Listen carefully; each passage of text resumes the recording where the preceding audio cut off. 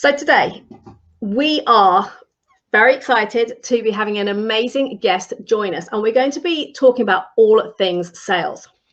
So why am I talking about this today? Well, here's the thing. Everyone likes to be busy. Everyone likes to buy, but most people will say that they hate to be sold to.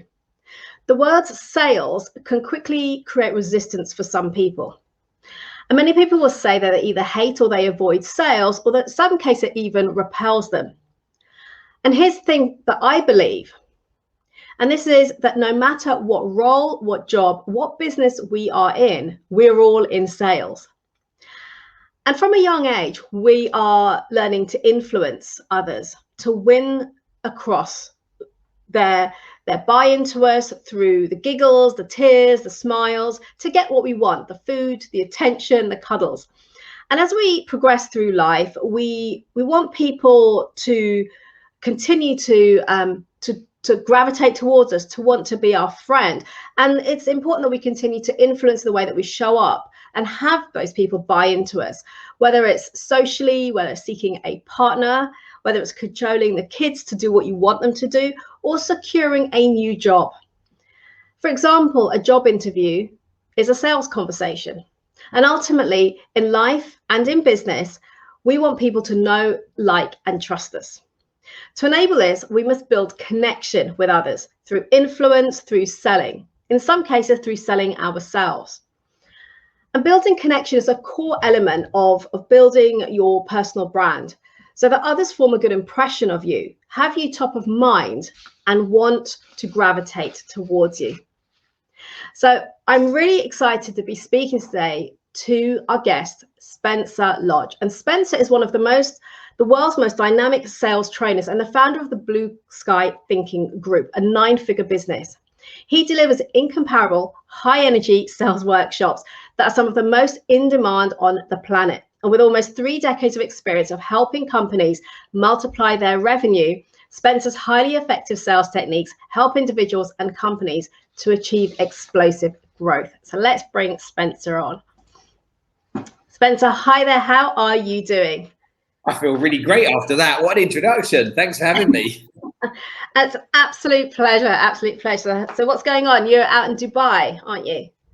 Yeah, I am indeed. Happily over here in Dubai, not having to struggle with lockdowns and stuff, and feeling sad for the people that are in different parts of the world right now that aren't able to get out there and get stuff done. But I know that these things will pass. We just have to be patient, and we'll get there. But yeah, that's where I am. And a lot of people would say you're lucky to be in Dubai. The weather's great and sunny outside. But Definitely. What people don't remember is that Dubai is closer to the center of the sun than it is anywhere else for 6 months of the year. And so, yeah, it's a tough environment to be in for some of the time too. Very tough, I'm sure. So guys, if you're watching live, drop your questions for Spencer in the comments box. Say hello. Let us know where you are watching from today. Spencer, I would like to start by asking you, what attracted you to sales, and how did you get started in it? I think there's a couple of things to acknowledge here when it comes to people getting into sales. You either did really badly at school, that's one reason you got into sales, or you heard that you could make a lot of money. And so they're the 2 reasons I think a lot of people get into sales. They kind of either fall into it at the beginning, because, you know, the traditional doors that they were looking to be opened, whether that was, I don't know, I had the example, you're never going to be a journalist, you need a degree in journalism. And so that was kind of like a line that was ticked through my idea. And so then I had to revert to something that I could do, and I learned how to sell. And, you know, I don't think if I'd have known what was involved, the hard work that was involved in the first couple of years in sales, I'm not entirely sure I'd have gone for it. But now I've gone through that process, you know, many years ago, 30 odd years ago, I've gone through that process. I now see how important it is to business, and I care very much for it as a subject. I care very much for it as a profession. And selling's fun. You get a lot of highs in sales. You get a lot of lows as well, but you get a lot of highs. And the highs are, you know, they're great endorphin releases and adrenaline pumping experiences. And we all like a bit of that. Yeah, totally agree with you. And you're right. There's the highs, there's the lows. You've got to be able to adapt and deal with both, right? And And I think for me, I spent the last 10 years of my career in sales, and it was never something that was planned or on my radar, or that I even thought I would be capable of doing. In part because when I started out in my career, I was extremely shy, lacked the confidence, and having gotten past that and being able to work on my I guess my interpersonal skills, my confidence, the ability to reach out and build relationships, it made it easier for me to transition into that. But it's definitely something that I recognize is important in sales. So tell me, what is it you love most about what you do? I think that when you're in sales, you have the ability to control the income you earn. So you own the income in sales. Nobody's going to package up a salary for you and make you live on and budget on that salary for the rest of the time you're working there until you get a measly 5 or 10% pay rise. So that for me is a big advantage. The other thing is that the reason I love sales is it's the backbone of every industry. Whether you're a one-man band or you're a multinational conglomerate, it's the backbone of every single industry. There's a lot of people out there that look down at selling and they're negative about it and cynical about it, and they think they're better than salespeople. But I say to everybody that has a salary in every company around the world, if your company didn't make money, you wouldn't have a salary and you wouldn't have a job. Where do you think the money comes from? Do you think it walks through the door? Or do you think you've got people in your organization that go out and find the clients to bring that revenue through the door? And if you do that and you understand that, then you'll have more respect for people that are in sales. Absolutely. Yeah, totally agree with you. And it's interesting, the perception in companies I've worked for, salespeople, and they always get the big budgets to go out and enjoy themselves, but they actually forget, as you say, that a lot of time the business is there because of the selling. It's the salespeople that are, as you say, the backbone. So we have some comments coming in here. We've got James. Hey guys, nice to see you, Spencer. How are you, James? And Brad, hi, Leela, Spencer, good insight for sharing such with lots of energy and smiles. Helen Lane, boom, so many people don't get that. Thank you, Spencer. Thanks, Helen. Thank you guys for being here. So, Spencer, my belief is that no matter what role we are in, so what job we're in, what business we're in, as you said, whether you're on your own or you're in a conglomerate, we are all, to some extent, in sales. What's your belief around this? Well, yeah, as you said earlier on, as you presented this episode, we are all in sales. For my daughter's going to leave university next year. She's going to go for job interviews, and she's probably not going to get the first job that she goes for, and it's probably going to break her heart. And she's going to feel rejection, but that's because she didn't sell herself well enough to get the job. And so it's important to understand that when you go for a job interview, you have to sell all of the benefits of you. You have to sell all of the advantages of them employing you. You have to sell the benefits of the future of that business with you being part of it. So selling starts at a young age for all of us. It's just that people don't take selling as a skill seriously. And for me, it's very frustrating that they don't, And so when you look at sales, it's such an exciting industry, an exciting subject.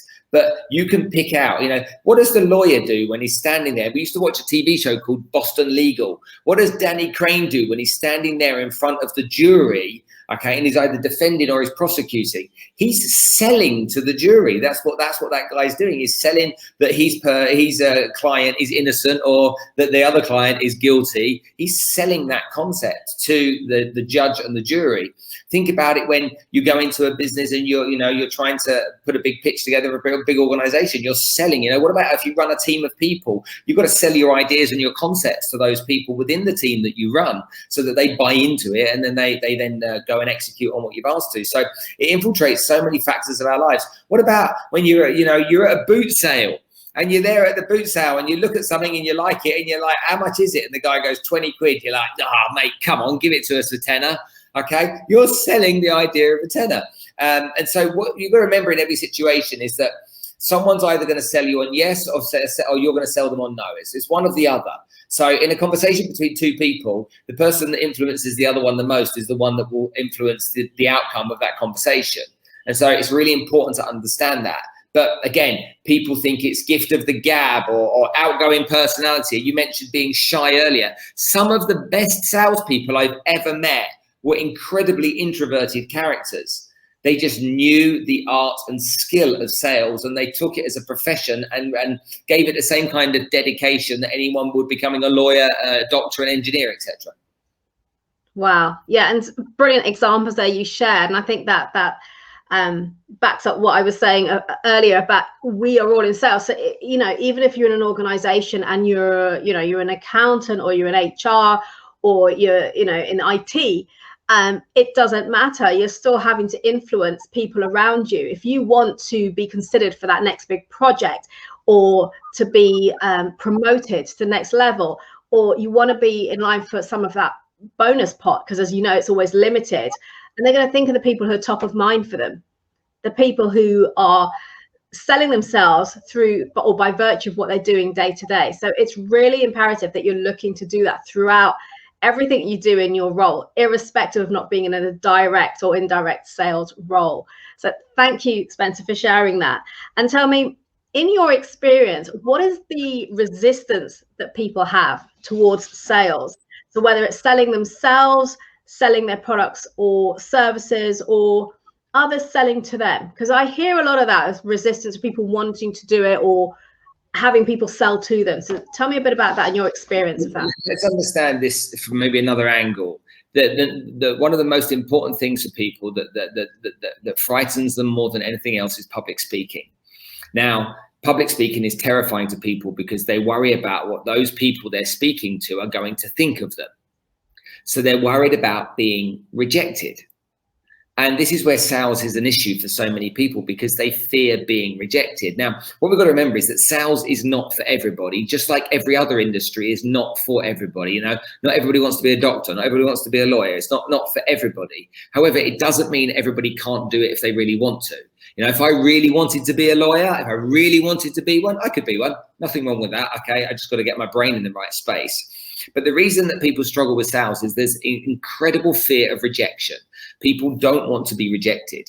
But what you have to understand about sales is that why would anybody, if you took 100 people, why would those people, all of those people, be interested in your product, be interested in your service, like you, get along with you and want to buy from you? That's just physically impossible to get 100 people out of 100 to do that. It's just never going to happen, because you've got personality clashes, you've got differences of opinion. So that's going to happen. So, you know, what I was taught when I learned how to sell is that you have to find rejection first. And, you know, my job when I was first in sales was to make 100 cold calls every afternoon. And the first day of making cold calls, my boss said to me, right, what I want you to do is I want you to go and find 99 people to say no and then come and see me. And I'm like, what? He's like, yeah, just phone up 99 people. I want you to find 99 people to say no to you. So picked up the phone, started making the calls, had my script, you know, had my objection sheet, you know, had it all there, phone, standing up there, giving it the whole energy thing, and made these 99 calls. And I got rejected from no thank you. It was the politest way to F off and be off and all that kind of stuff, was hanging up on the phone, all that nonsense that some of you give to salespeople when you answer the phone to them. Okay, be kind. And I got to the end of the day, went to my boss, said, here you go, 99 no's, and he gave me a high five. He said, good man, good job. See you tomorrow. And I left work, wondering what that was all about. Next day I went to work, same thing happened. I want you to get 99 no's. So I picked up the phone, everyone saying no to me. And when they were saying no, I'm like, okay, have a good day, because I was seeking the no. I was looking for the no. Went to see him at the end of the day with my 99 no's, gave me a high five and a hug. He's like, brilliant job, well done. He said, now, what you understand here, okay, is that no's aren't that painful, are they, when you look for them? And I'm like, no. It's like, what you got to remember is most people are going to say no. But you have to earn your yeses. And that means you have to go through the no's to get the yeses. So understand that's part of the process. If you don't have that part of the process, you won't get the yeses. And so for me at that young age, it was very then easy to understand that rejection was critical to success. And it was ingrained on me as a 19-year-old kid that I needed rejection. So I didn't struggle with it because I was trained professionally to deal with it. Most people aren't trained professionally to deal with it. What happens is they've got this great product, this great service, this great company, this thing they love. They think this thing's amazing. And then some people go, no, not interested, thanks. What do you mean not interested? Oh my God, he said no. She said no, I'm rejected. I'm like, what am I going to do about it? Oh no, I won't be able to pick the phone up again. I'm not going to send an email in case they don't respond. It's like, what a load of nonsense. Okay, you're just selling yourself on the idea that everyone's going to say yes. Buy into the process and buy into an understanding that most people will say no, because your product isn't the best thing since sliced bread. You're not the best thing since sliced bread. Your service isn't the best thing since sliced bread. It has a niche market that it applies to. Okay, find that niche, keep pushing it, keep refining it, and maybe you'll convert more, but you'll never convert everyone. Yeah. And I'll leave that question there. There's nothing lot to add to that. But it's exactly what you're saying there. It is the rejection, and I think I've been there, and sometimes I still find myself there, where it's like you don't want to hear the no's because you take it. It's like asking someone on a date and they say no. It's personal rejection. You wouldn't know that. You're a woman. We used to do that when I was young, before the internet, go into a blooming nightclub, 2 o'clock in the morning, be walking around with a drink in my hand, trying to find someone attractive to get their phone number and take them out on a date. That's rejection at the highest level, I can tell you that. And you women dish that out thick and fast. So, but this is the thing, I guess, to your point, and it's the same in business or in the workplace. Is not everyone is going to buy into you, is going to like you or want to be around you. And for me, that's why personal branding is so important, because you want to be showing up as the best version of you. So particularly in the workplace, you want people to gravitate towards you, as you said, Spencer. You want people to know, like, trust you, and to want to be your friend, your colleague, to then have you in their team, to promote you, to be your supporter. And the way to do that is ultimately it's selling through influence, through the way that you show up. And accepting the fact, as you say, that not everyone's going to like. It's like having an opinion on social media. I know a lot of people, in fact, some of my clients, who I encourage them to share on social media, just, to comment, to maybe put a post, and people are reticent to do it. And I used to be that person, because, well, not everyone's going to agree with me, or not everyone's going to like what I say. And it's getting past that and accepting that that's okay. Have a point of view. But these aren't mature responses. This is the behavior of children. This is the childlike mind of an adult that behaves like this. I'm not going to post something online because of the fear that not everyone's going to agree with me. Okay, you think that everyone should say yes to you, but they don't. You know they don't say yes to you. Just flip it around a little bit here. If you go into work in your work and you've got 100 colleagues, do you love them all? Or do you think some of them are dickheads? Do you love them, or do you think some of them are a little bit stroppy, a bit moody? Not everyone do you like. So why would everyone like you? And it's the same with social media. You post something, what are you expecting? You've got to expect people to come on. This is stuff we teach our kids. All right, it's sticks and stones, isn't it? Sticks and stones may break my bones, but it's like, who cares that some people disagree? But also remember, if you post something and someone disagrees with what you're saying, they're still taking the time to do it. So you've got their attention. Yeah, most definitely. We've got some comments coming in here. I've got a question from Brad. We'll come back to that in a second, Brad. James, no one likes to hear no. They see it as a personal rejection, and as a result, it's easier for them to do nothing. Absolutely. Yeah. James, excellent point. Strategy, train people to like the no. Yeah, I like that. And I've not heard that said before, but it's actually very powerful. Graham, hi Graham, how are you doing? I used to tell my team that getting to no was vital towards getting to yes. I hated the maybes. Amen to that, Graham. No one likes a maybe. Yeah, give me a no. I'd rather have a no than a maybe. Don't leave me hanging. Imagine that. You're in the nightclub, it's 2 o'clock in the morning, you say, can I have your number? And she says, maybe. Oh man, what do I do with that? So Brad's asking a question. What's the reason for being in Dubai with your sales focus besides the weather? So how long have you been out there, Spencer? I've been in Dubai for 16 years, but I left England when I was 23. So 27 years overseas. I've lived in 10 countries. I was told every time I went to a new country, it's different here. It's different here. People are different here. They're not. They're the same everywhere around the world. People want the same things. People from different religious groups, ethnic backgrounds, all want the same things. Everybody wants exactly the same thing. Happiness, peace, to be successful and to be loved. That's what people really want. And so understanding that, I became interested in learning about different cultures, different environments, and building businesses in different countries. And to be honest with you, I came to Dubai not expecting to spend much time here, but it's a really easy place to live. It's an easy place to travel from. The airport's great. And people in Dubai have a different mindset to people in the UK in general. because people come to Dubai. There's no unemployment benefit here. You can't sit around on your bum and do nothing.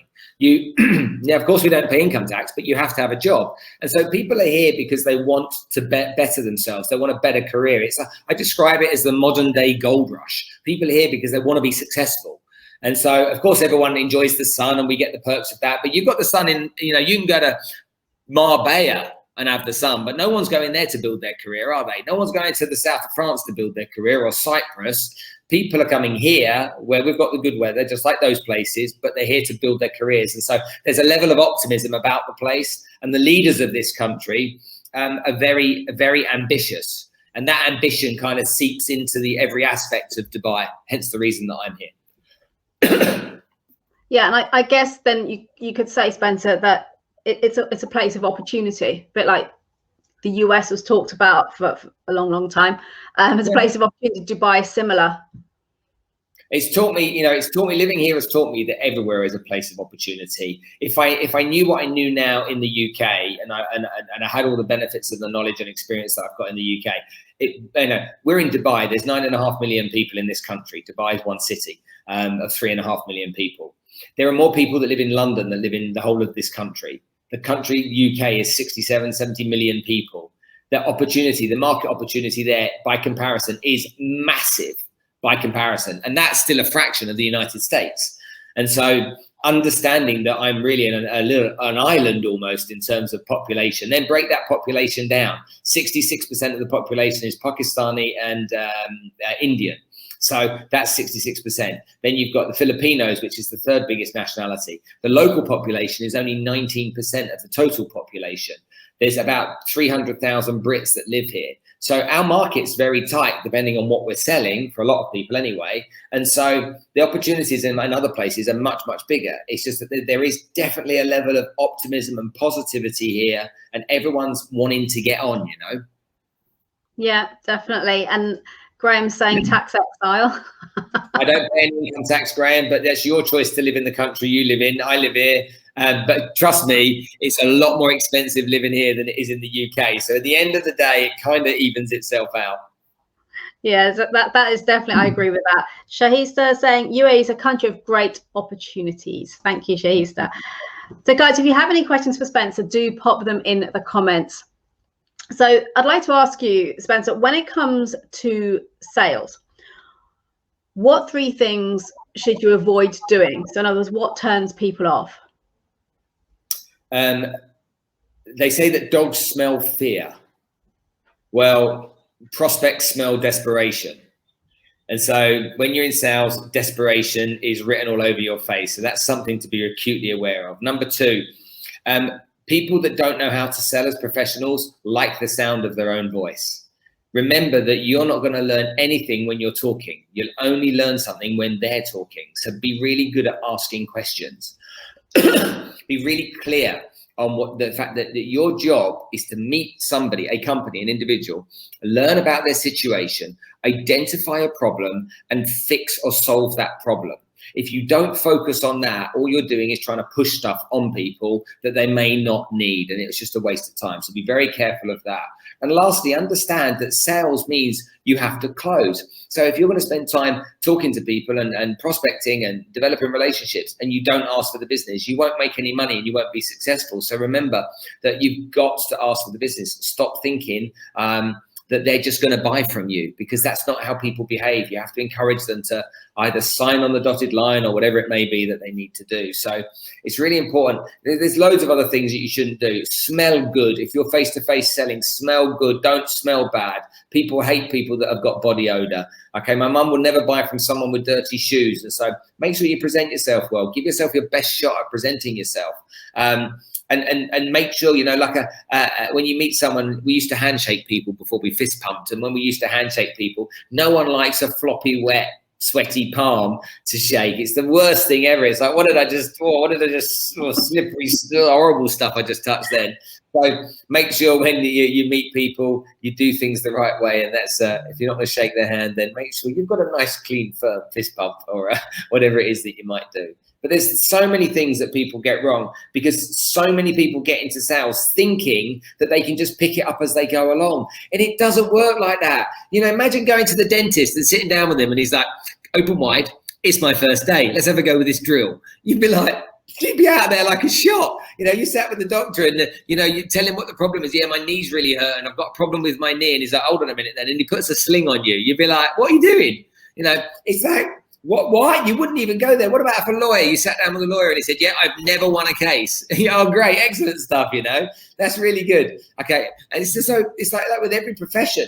People take their profession seriously so they can get somewhere. And the people that take it more seriously and work hard are generally the ones that rise to the top. And so like in sales, you've got to take your profession seriously. It's not a game.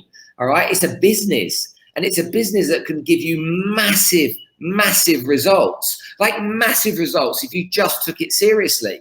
But if you don't, because you're riddled with that whole, I don't like to have people saying no to me in your ear, or some nonsense that you've created in your head, then guess what? No one else loses but you. And that seems a bit daft to me. Yeah, very, very true. And so you touched on earlier, you mentioned about some of the best salespeople that you've come across have been introverts, but they've got the skill. So what are the core attributes of a great salesperson? Share some of the skills. So number one, you have to have an innate interest in people. So you have to be genuinely interested in people. You can't fake being interested in people. If you're just interested in making money and not interested in people, people will see through it. So great salespeople are genuinely really interested in people. That's the first thing. Secondly, they understand the skill required to build rapport. They understand this is a process that you follow, and building rapport creates a bit of common ground and a bit of trust. And if you meet someone for the first time and you're just transactional, invariably, if you've got two humans having to deal with each other, you need to create a human connection. So you need to learn about their career and the decisions that they made. You need to learn about what they do in their spare time, their family, get to know them a bit as a human being. The more interested in them you will be, the more interesting they will appear, or you will appear to them.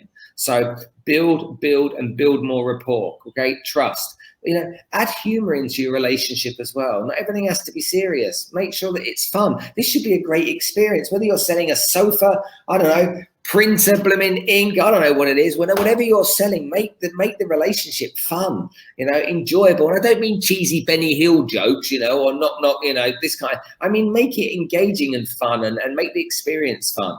And remember, okay, that great salespeople understand the needs of their prospects. So get to the needs as soon as you can. Find out what their problem is. Really be a skillful person at learning about the problem and working out whether you can be a solution to that problem. You don't need to be loud and boisterous like me. I mean, look at me. If you look close up at me, I've got gel on my hair. If I've got my suit on right now, I look exactly like your worst nightmare, every salesperson you've ever met, okay? Okay, so I've got that salesman's look.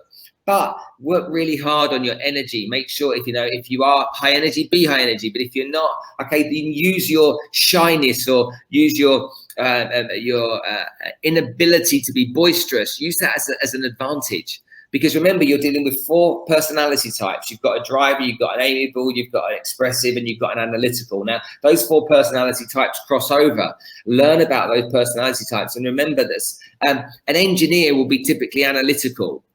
Well, if you're full of the beans, okay, and the joys of spring, sometimes the analytical guy wants the introvert. He actually wants the analytical mind sometimes. You know, you're dealing with a driver. He hasn't got any time to waste, but you've got to hold him.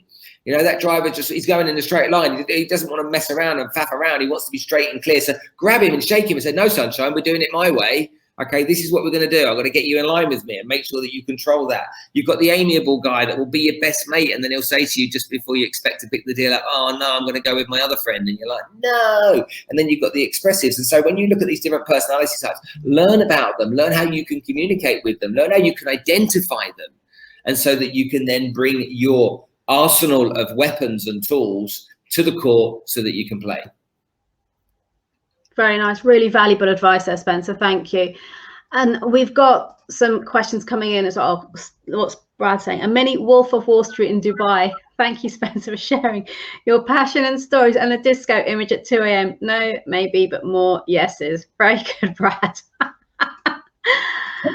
He's got a question. What would you recommend to improve the sales skills? Reading books, following great people like yourself, finding mentors or coaches. Does this work? None of them at all work.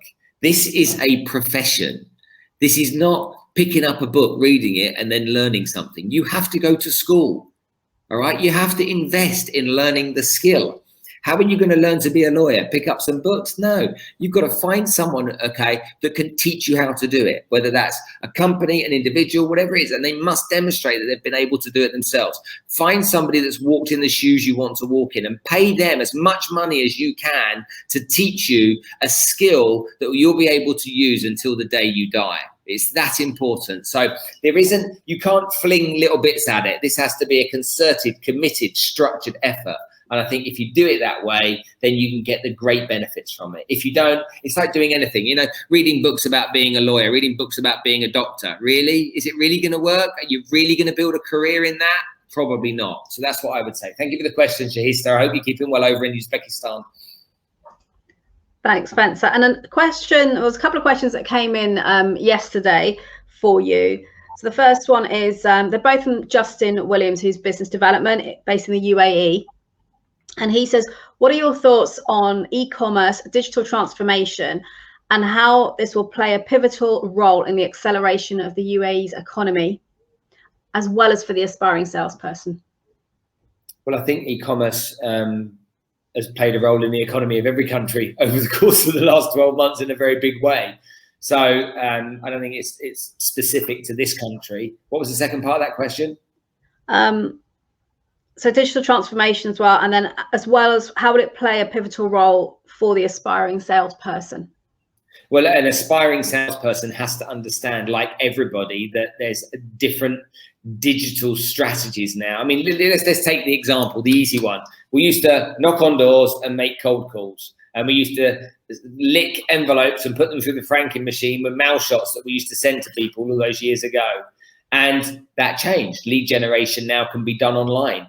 And so in business, lead generation changes that dynamic. Instead of that long, drawn out, cold calling process, you can now generate leads in different ways. Look, there's going to be some things that can be sold online, and there's going to be some things that have to be sold face-to-face on Zoom or face-to-face in person. So good examples of this. Financial planning is a great example of people. Many people don't really understand money. Most people sit with debt. They sit with credit card debt. That credit card debt, the credit card's interest rates are at 50% or something outrageous, but they still sit there. Most people are underinsured. They don't have enough life insurance, critical illness insurance, and this kind of stuff. So people need to be educated. And although people are going online to buy these types of products, a lot of them with life insurance, for example, they'll buy a life insurance policy, a small one. It won't do the job they need it to do. And invariably, it won't then solve the problem if anyone dies. So there are some products you have to literally go and advise people on. But more and more people are buying things online. You can buy cars online now, whereas back in those days people wouldn't have done that so much. I just don't think it will I don't think selling will ever stop face to face, but I think it will be limited in the types of products that you can sell face to face. And so the furniture salesman, the PC world, the electronic salesman, these people are a dying breed. But people that are building businesses, they have to sell with what they're doing as well. And so they have to understand the importance of being a really good salesperson within their businesses too. I mean, if you want to float your e-commerce business, have an IPO, or you want to raise capital to grow that business, or you want to find an investor, you're going to have to sell your business, the concept of it, its strategy, to other investors. And that's really important to remember too.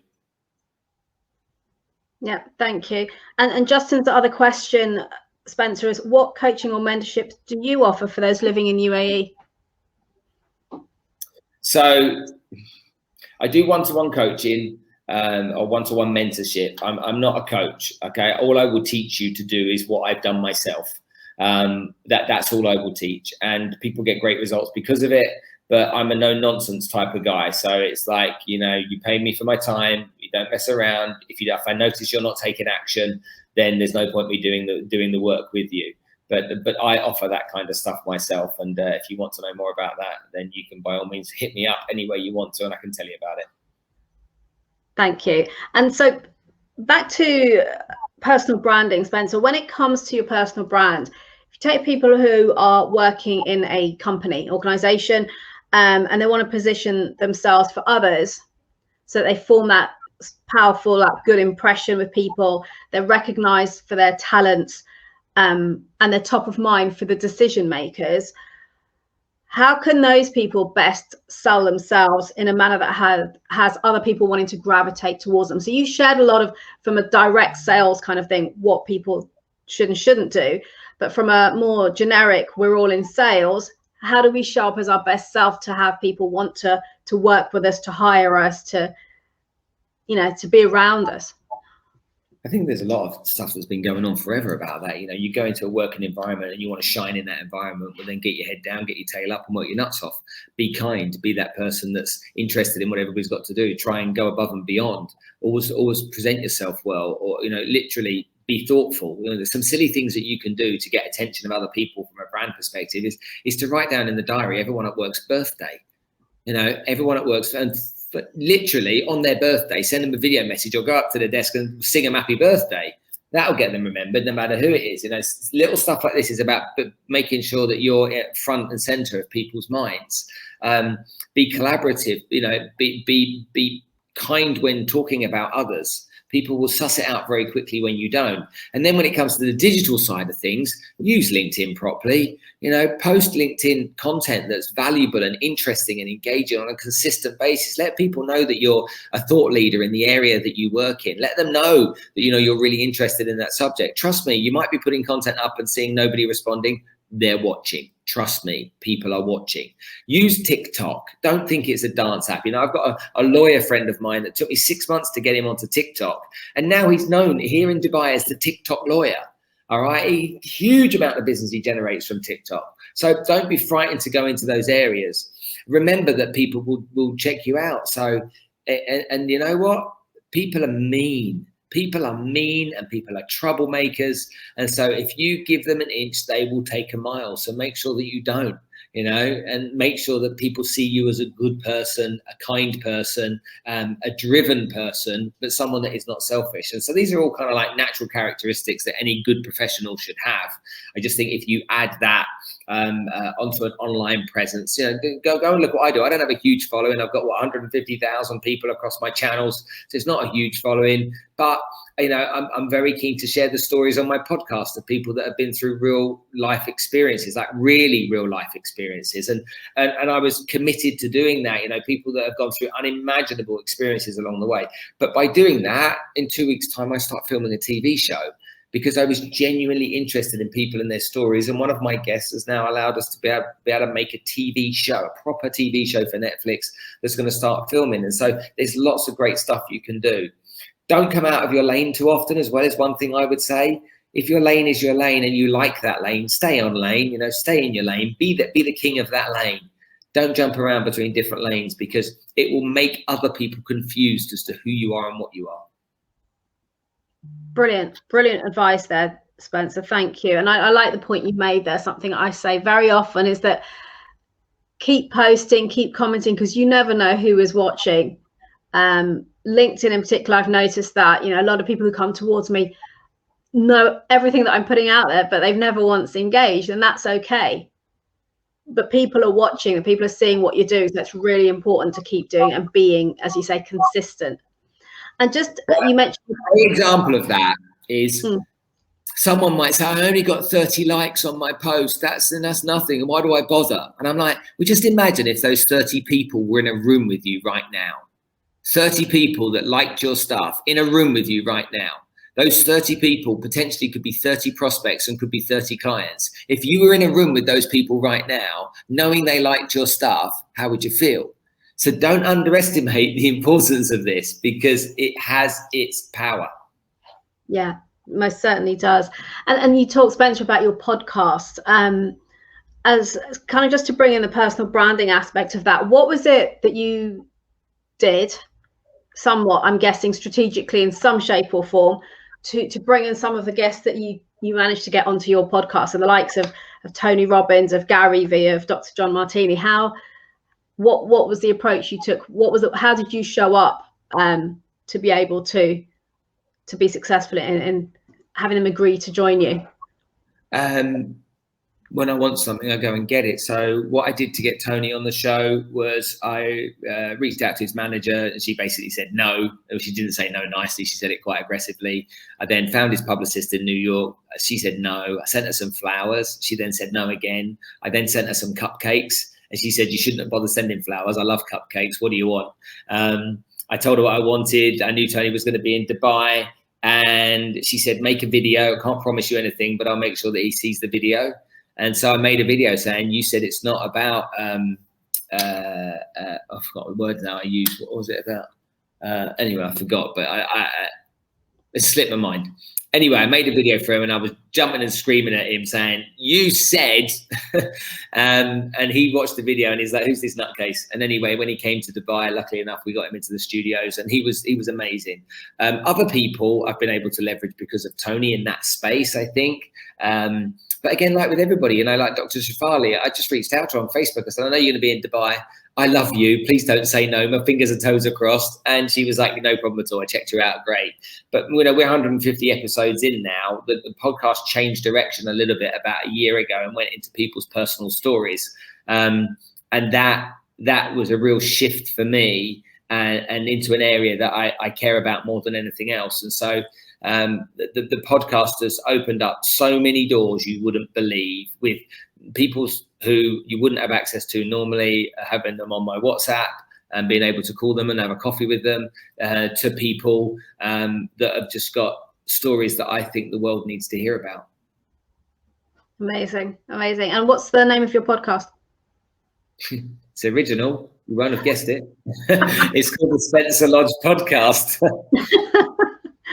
Very good. And James is saying more info on the Netflix show. Indeed. So if you can let us know more about that. In 2 weeks' time, we start filming. There's the show. I've got it. The show will be filmed in 2 weeks' time. The first episode. It's all about me working on the global sustainability goals. It's a show where I go and identify the problems around the world that the governments need to fix of each country. I highlight the problem, highlight somebody working on that problem, and then I secretly go and raise finance for that person and get their project funded. And so I've got 17 goals in 17 weeks and 17 episodes. Fantastic. It starts in 2 weeks, you said? Filming starts in 2 weeks, yeah. Amazing. We'll be looking out for that. Graham says, brilliant. I think he's brilliant at everything you shared today. Yeah, and I think you mentioned about salespeople being, or the ones that aren't so good, liking the sound of their voice. And I know a big sales skill was listening. So what about asking the right questions? How do we know what questions to ask? Why is that important? How do you refine that? First of all, you must understand that open-ended and closed-ended questions should have been taught to you at school, but they weren't, and you still forget to do them now. So the answer is always ask open-ended questions, meaning questions that start with who, what, why, when, where. That's really important when questioning people, so that you can give them the opportunity to answer something other than yes or no.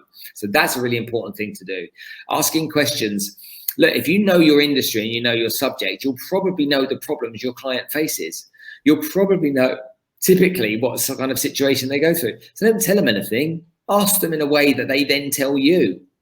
Ask them in a way that they want to share that information with you. So build rapport by asking great questions. Learn about the problem by asking great questions. Think about the kind of questions you could ask. Write down, with rapport, there's 15 questions. 5 questions about career, 5 questions about social life, 5 questions about their family. 15 open-ended questions. You will know in your industry what you do, how many questions you need to ask. So write those questions down and think about the best ways to ask those questions. But again, this is a skill. This is not something you can wing. You have to learn it. And one of the best ways to learn it is role play. And people go, oh, I hate role plays. Oh, don't give me role plays. He said, I don't want to do a role play. Look, don't mess it up in front of the client. Mess it up with a colleague. Mess it up with a friend. Mess it up with a family member. But don't mess it up in front of a client just because, oh, I don't like role plays. It's a load of nonsense. It's essential, just like rejection.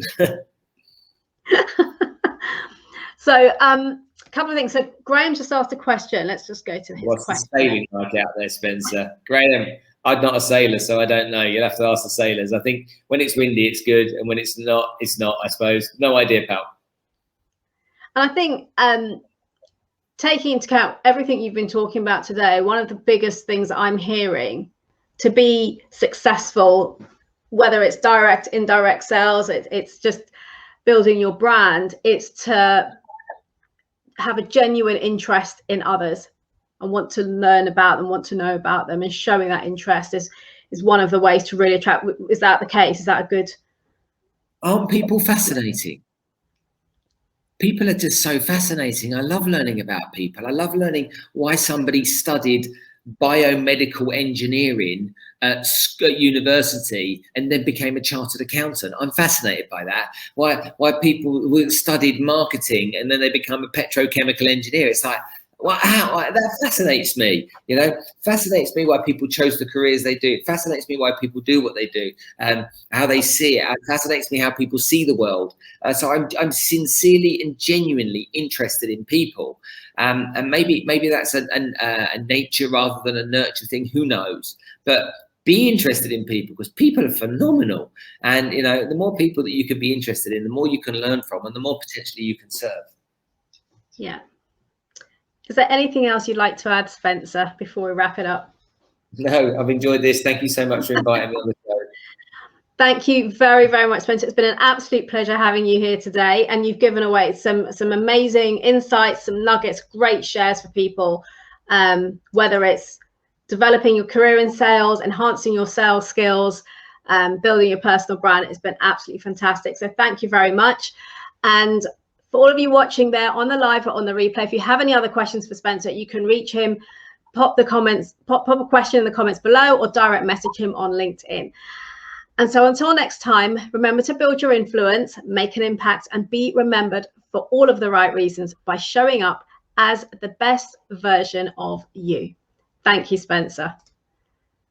Boom.